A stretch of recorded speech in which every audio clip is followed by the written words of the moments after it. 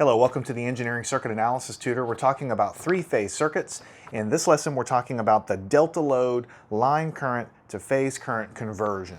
So it's a big sounding title, but basically what we want to do is we want to learn how to work with delta loads. Now, let me give you a little bit of a backstory here in the beginning of this batch of lessons to give you the roadmap of where we're going and where we've been, and kind of tell you what we're doing so when we dig into it, you won't lose the big picture. In the last 20 some odd lessons in the previous volume here, we've done the three-phase circuit analysis, what I called part one.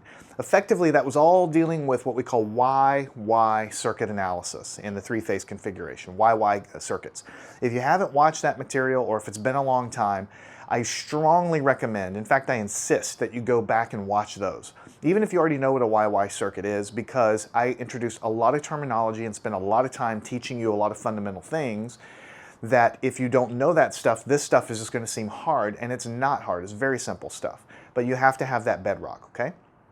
So here what we're going to do, in the previous few sections, in previous 20-something sections, we've done Y source and Y load, Y configured source, Y configured load. Now, the only thing we're going to do here in the beginning is change one part of this, and that's we're going to look at a delta load instead of a Y load. Now the big picture is ultimately what we're going to end up doing is we're going to develop some relationships that deal with the delta configuration and converting between the phase current and the line current and so on in a similar way that we have done in the Y configuration. So, and we're also going to learn how to take those delta loads and kind of convert them to a Y load in order to make a single phase equivalent circuit.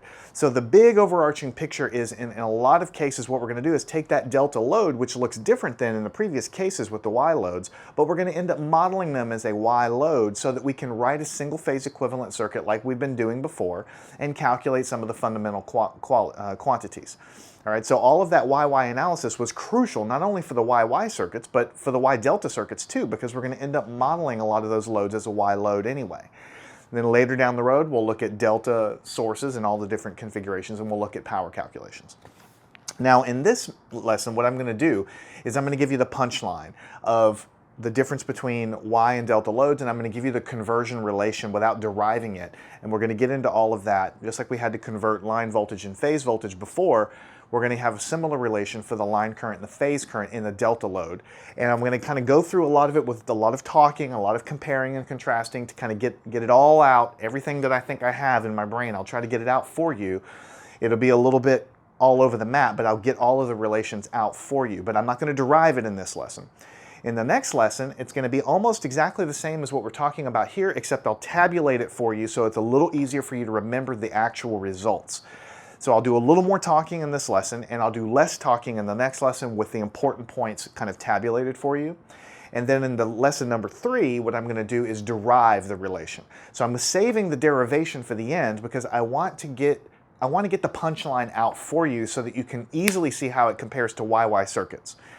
Because ultimately the punchline is what you're going to use in your circuit analysis. But we will get to the derivation of it, so don't stress out too much about that. We are going to derive it. Okay. So enough talking, let's look. So we have a Y load, so don't forget, here's our 3 lines, A, B, and C. Over there are the lines and the sources. Here we just have the load A, B, and C. And notice that we have a phase to neutral, or I should say a line to neutral voltage VAN, and we have a line to line voltage VAB. We're going to talk about that in just a second because ultimately you want to compare and contrast what you know from before to what we're learning new now. And I am going to talk a lot more about that configuration as a review, but just to again show you where we're going, this is the delta connected load. Again, you have 3 lines, same as before, because you have 3 transmission lines, right? It's just that the load is not connected in that Y arrangement. You have it arranged like a triangle, right?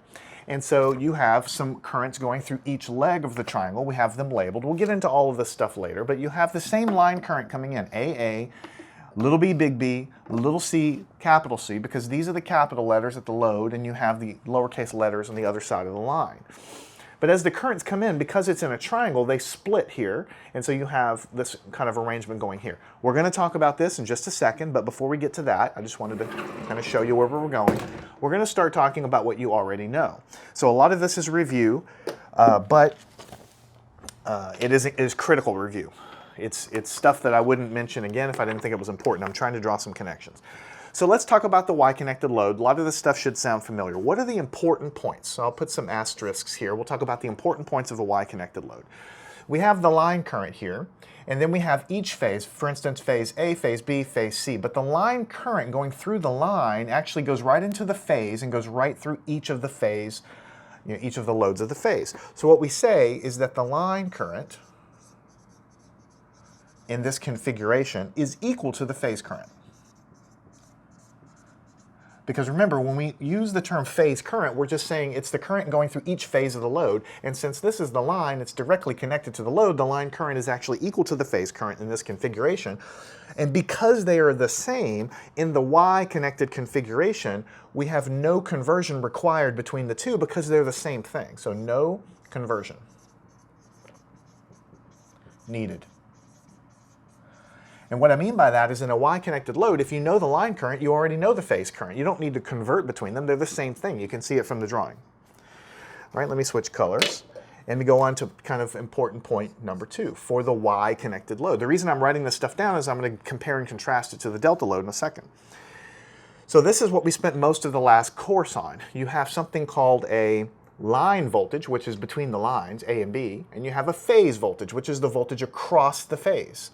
But you can see from the diagram that the voltage across this ZA here, this voltage here, is what we call VAN, that's the phase voltage. It can't be the same as the line voltage because obviously they're taken between two different points. So in this configuration, the line voltage, which just to refresh your memory is VAB, is not equal to the phase voltage,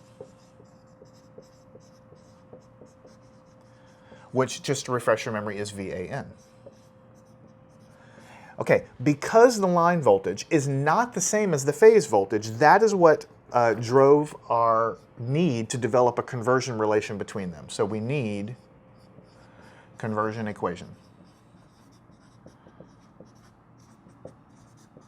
In a nutshell, this is really the core of what we did in the last lesson. The equation that we use to convert between the line voltage and the phase voltage, I'm going to write it down again just to make sure everybody's on the same page. But ultimately, the thing I want you to realize is that you only need a conversion equation between the line voltage and the phase voltage because this configuration dictates that these voltages are different. That's why you need a conversion equation, because it's often useful to have one, because they're different, right?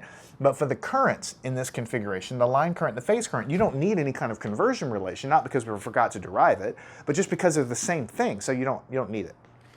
So let me go and write down what I know that you already know, which is that conversion relation between line voltage and phase voltage in a Y-connected load. And the way that you should think about it in your head, right? Mentally, you should always have with engineering and any kind of math, really, it's bad just to memorize equations because you don't know what you're doing. So when I teach, I'm trying to tell you how to think about the equation. What is it saying to you? So I can write the math out, and I will do that, but I want you to have an idea of what it means. And so in this case, the line voltage, which is between VAB, between the two lines, is equal to the square root of 3 times the phase voltage. I'm going to say PH here, voltage. Right?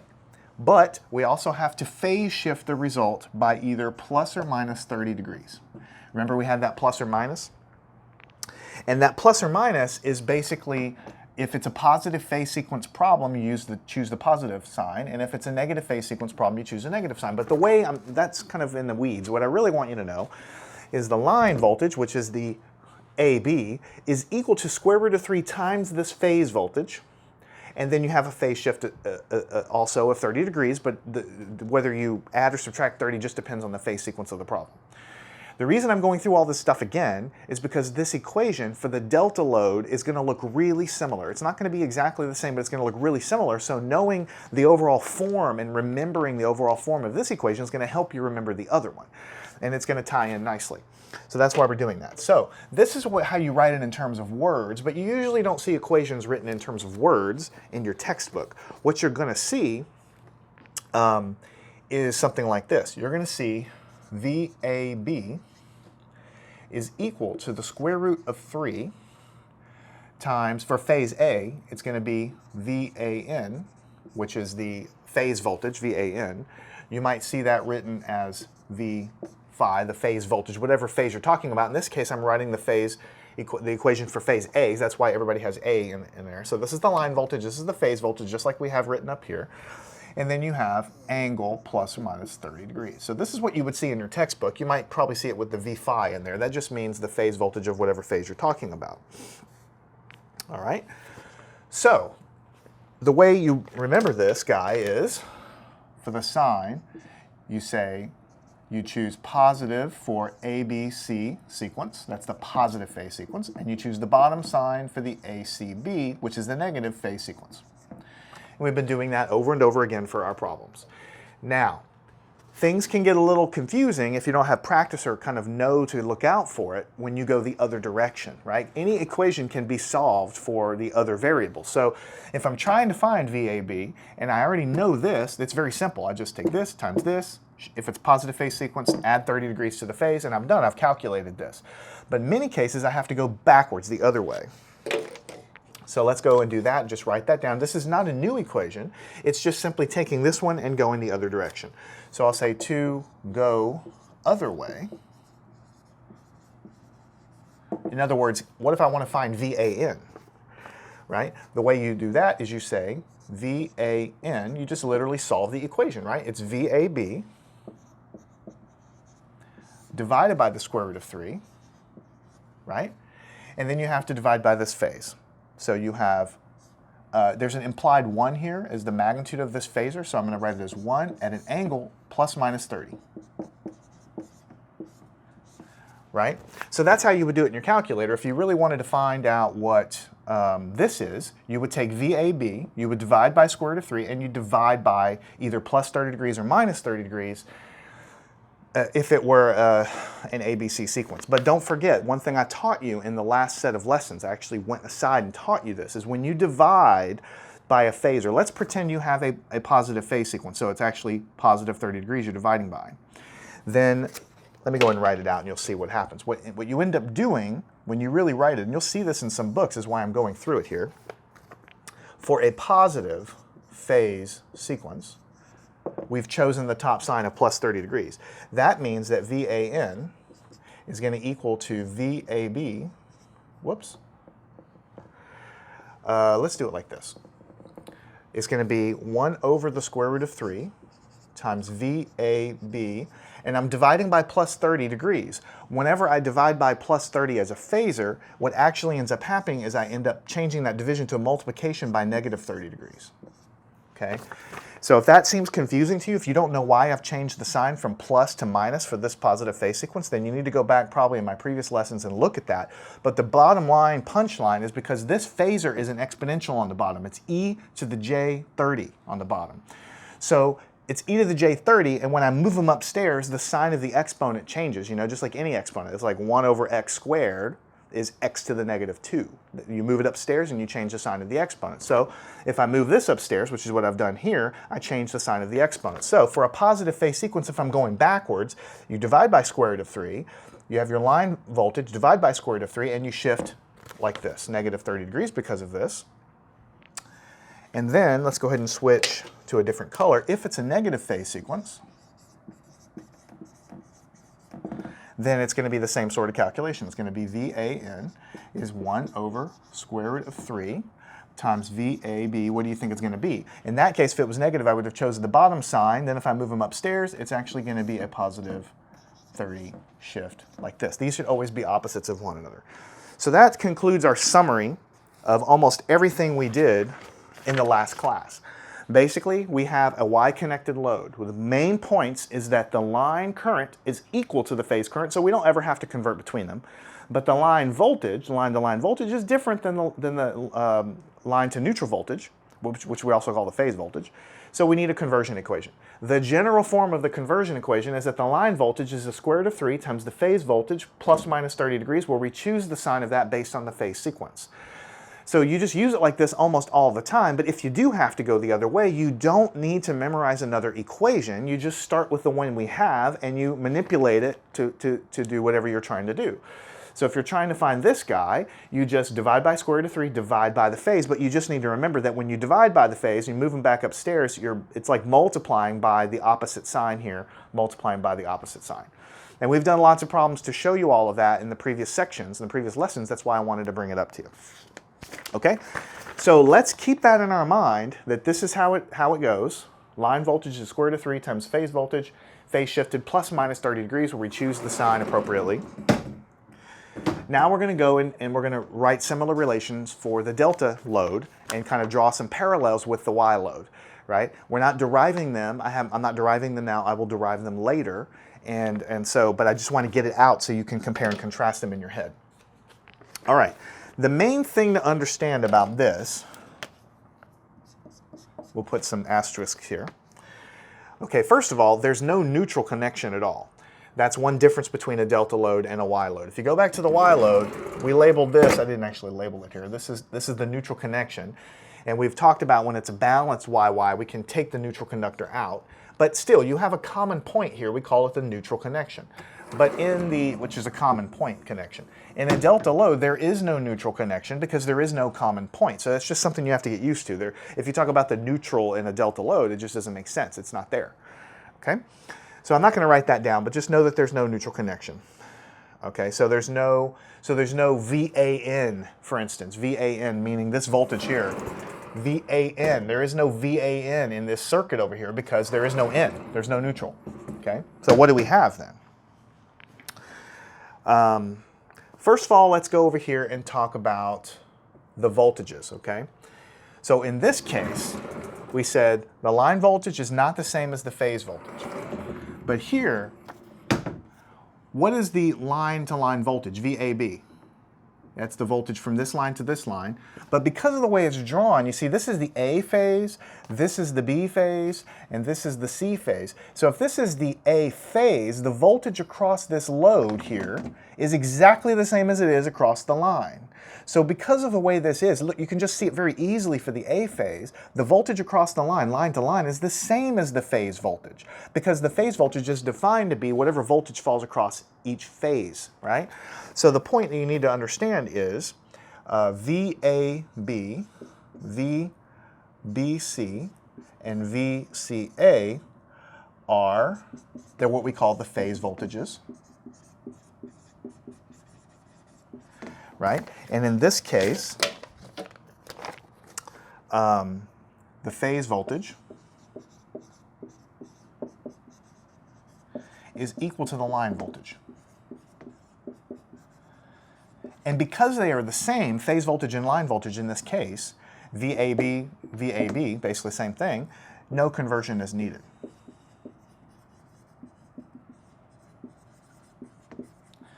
Now, before we go on, let's go and compare that to the other case. The phase voltage and the line voltage is exactly what we needed to convert between in the other case. So you see, these are kind of like peanut butter and jelly circuits. In this case, in the old case, the case we've been doing forever and ever and ever, we always had to convert between the line voltage and the phase voltage because they were different.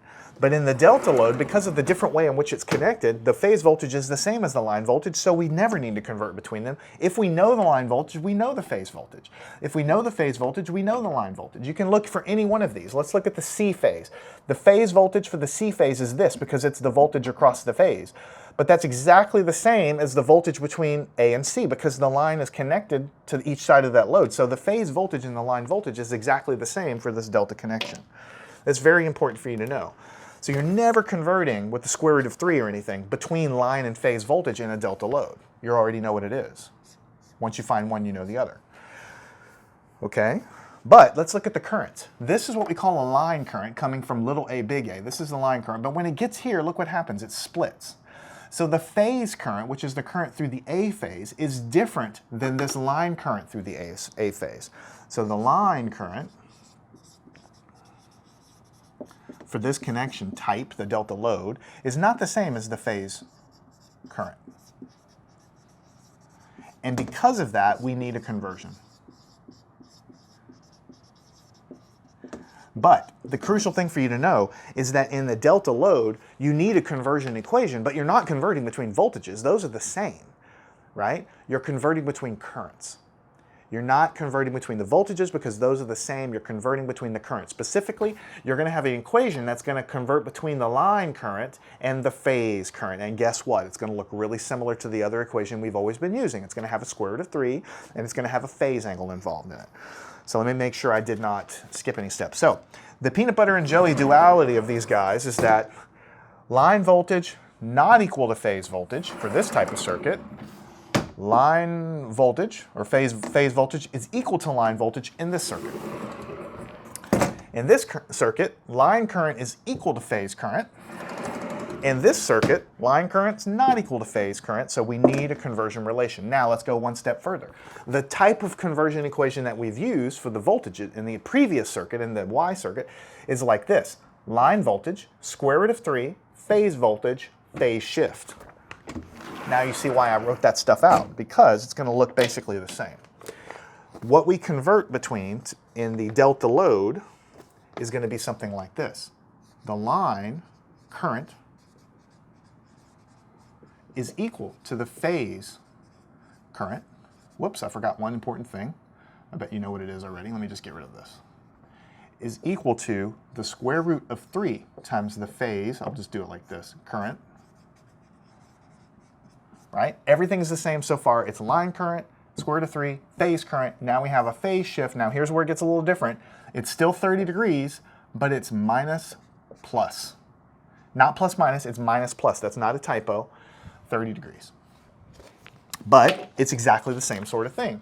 What we choose is, we choose the top sign for the ABC positive sequence, and we choose the bottom sign for the ACB, which is the negative phase sequence. Let that sink in for a second, because ultimately this equation is going to absorb your time for the next, I don't know, 7 or 8 lessons, because we're going to solve a lot of problems with delta loads. But from a form point of view, it's kind of beautiful in a weird way. They're the same thing. Look at this equation. Line voltage, square root of 3, phase voltage, phase shift. Now in the other load, still a line quantity, line current though, square root of 3, phase quantity, phase current in this case, everything's the same, and a phase shift. So the only thing you have to remember is that in the delta load you're converting between currents, but it's the same form of the equation. And the phase shift is flipped around, so for a positive sequence you have a negative sign here, and for a negative sequence you have a positive sign here. So really, this equation in this form is what you really have to remember to solve almost all of these delta load problems, at least in the beginning. So let's go a little step deeper, and let's write this equation down in terms of math, how we would typically see it, in a little more detail. I mean, it's the same exact thing, but we're just going to write it down in terms of math. So what you would have is IA, which is the line current, is equal to the square root of 3. So if I'm writing this for the A phase, the way I would write it is the phase current, which is going to be IAB. I'll show you on the drawing where that is in a second, with a phase angle of negative, positive 30 degrees. Again, you choose the sign appropriately. Now again, in some books or whatever, you might see this written as I phi, the phase current quantity, right? So what you're saying here is line current, square root of 3, phase current, and then you have your phase shift. Now, IAB, capital AB, that is the phase current. That's the current going through the phase, right? Line current is I little a big A. So you can see where everything comes from. Phase current, line current. That's the general form of the equation. Phase current, line current, and sometimes you'll see this written like this. I usually write the equations in terms of the A phase with actual subscripts, but some books will just have I phi because it's basically it's the phase current of whatever phase you're writing the equation for. So in this case, if you just write it for the A phase, it looks just like this. All right? And then, don't forget that, so you choose the sign based on positive or negative phase sequence, right? But don't forget, let's go ahead and flip around here, that you can go the other way. So I'm going to go and I could say go other way if needed. In other words, if you know the phase current, yes, you just stick it in here, multiply square root of 3 times the phase, and then you either add or subtract 30 degrees, and then you'll get the line current. Great. Now I can, just like I showed you a minute ago, you can go in the opposite way. Let's solve the equation for this, because some problems will require you to do that. So the way you do that is you say IAB is equal to, let's do it like this. This guy here, IAA over square root of 3, and you can tuck this down underneath it also. It'll be negative positive 30 degrees like this. But in reality, for a positive phase sequence, what's really going to happen is you're going to have IAB is equal to 1 over the square root of 3, IAA. And then if it's a positive phase sequence, you've chosen the negative sign here. So when you move it upstairs, he becomes positive 30 degrees. This is exactly the rule I taught you before. And if it's a negative phase sequence, then it's going to be exactly the same thing, but with the opposite sign. So you have IAB is 1 over square root of 3, IAA. And if it were a negative phase sequence, you would have chosen the bottom sign. When you move it upstairs, he's going to be a negative sign. Now, it's very easy to look at all these equations and get your head rattled and realize, well, there's so many of them, but there's really not. There's only one for the delta load anyway. You know that you don't convert between voltages in the delta load because the voltages are the same. So you just know that because you have this mental image of the drawing in your head. You don't memorize it, you just kind of know it. You might want to draw this on kind of on the side of your paper for every time you take an exam anyway, right? But then you also know that the currents must need to be converted between because they're different. The line current and the phase current are different. And then you remember the form of the equations are always the same. It's line current, square root of 3, phase current, phase shift. The only thing you have to remember is that it's flipped upside down from before. So this is the only equation you really have to remember. For any phase sequence, you've chosen the appropriate sign. So if for whatever reason you have to go backwards and find the other quantity, then you just divide by, which makes you pop it up and make it negative as a multiplication, and you've done the same thing here. And we're going to do a lot of problems to show this to you. Actually, this form of the equation is actually what you're going to use more often than not, where you're going the opposite direction. Here's why. These problems are going to be very similar to the other problems. The first thing we're going to do is write a single phase equivalent circuit. Why do we write single phase equivalent circuits as the first step so much? Because if we can do that, we can find the line current very easily. In other words, that was always step one of all those other problems. We found the line current. That's IAA. So we usually know the line current right out of the gate. If we're given a circuit, we're going to do some math and transform this to make it a single phase equivalent circuit, but we're able to find the line current very simply. We will be able to. Though this line current is going to go into here, and you're going to do this calculation to find the phase current. So usually you know the line current first, then you find the phase current. It's not usual that you actually know the phase current first, and then sometimes I can construct a problem to do that, of course, but usually I'm telling you find the line current, then find the phase current. And then as with all of these other problems, once you know a phase current, then you find the other phases for the B phase and the C phase just by adding and subtracting 120 degrees, just as we've done before. So that is the roadmap here. Let me make sure I've said everything. We actually use this more, yeah, pretty much. Now what we're going to do is, I'm going to stop this lesson now. I think I've talked enough about it. I just wanted to show you the duality of these loads and how the equations look really similar. But the math, I was kind of sloppy in getting it all on the board. What we're going to do in the next section is I'm going to have them side by side just so you can see everything one more time. It'll be a short lesson to summarize it for you. And then in the third lesson, I'm going to derive this equation.